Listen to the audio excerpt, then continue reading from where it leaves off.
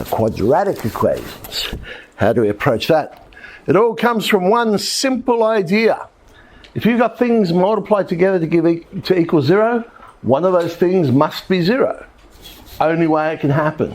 So if I've got a quadratic, if I can factorize this, then I know one of the factors must be equal to 0. Multiplies together to give 18, adds together to give 9 is obviously 6 and 3. So then either x is -6 or x equals -3.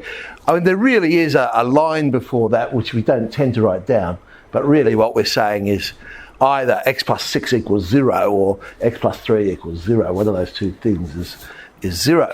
I put this one in just to highlight when you have one like this where it's just one thing out the front, so in this case x, a mistake that often happens is people forget it. Because by itself, all of a sudden it's like, oh, well, I don't need to worry about that one. But of course, x equals 0 is still an option with this one. You still have to consider that the term in front. Well, maths, I mentioned it before, it's all about patterns and saving ourselves some time. Quadratic formula then. You may recall, negative b plus or minus square root of b squared minus 4ac all over 2a. Let's go and solve this equation. 2x squared plus 5x minus 4 equals 0. Of course, the first thing you attempt to do is try and factorise it. Even if it does factorise, if you're struggling, don't waste time. We've got a formula. So give it a little bit of time and go, oh yeah, beauty. Because obviously if you can factorise it, that's going to be quicker. But you don't want to spend too much time. So, oh, well, numbers aren't coming to me. I'll go to the formula. In this case, you would have been waiting for ages because it turns out we get the square root of 57. So it's unlikely you're just going to look at that and go, oh, of course, -5 plus the square root of 57. Not going to come to you that easily.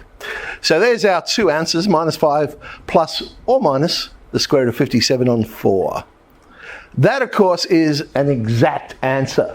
And as mathematicians, that's what we like. So if they did ask for an approximation, then okay, we'll round it off to, well, I've done it to 2 decimal places. All right, make x the subject. That's what I was just saying before. I mean, solving equations really is just the same as making things the subject. So when it says make x the subject, it's really just saying solve this equation. So let's make it look like a quadratic equation. At this stage, it's equal to y.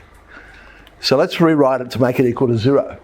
So y, because I'm trying to find x, I'm not trying to find y. I treat y as if it's just another number. And so the quadratic equation becomes x squared plus 4x minus, and then that constant now is 3 plus y. I can then put that into the quadratic formula. -4 plus or minus the square root of 16 plus 4 lots of 3 plus y all over 2. And, oh well, that tidies up because you'll notice there's a common factor in the surd there of 4. So I can pull that out the front of the surd. That becomes 2 root 4 plus 3 plus y. That tidies up as well. Oh, now 2 goes into everything. I can keep going. And there's our answer. X equals -2 plus or minus the square root of 7 plus y. So it's no more than just solving a quadratic equation. Okay.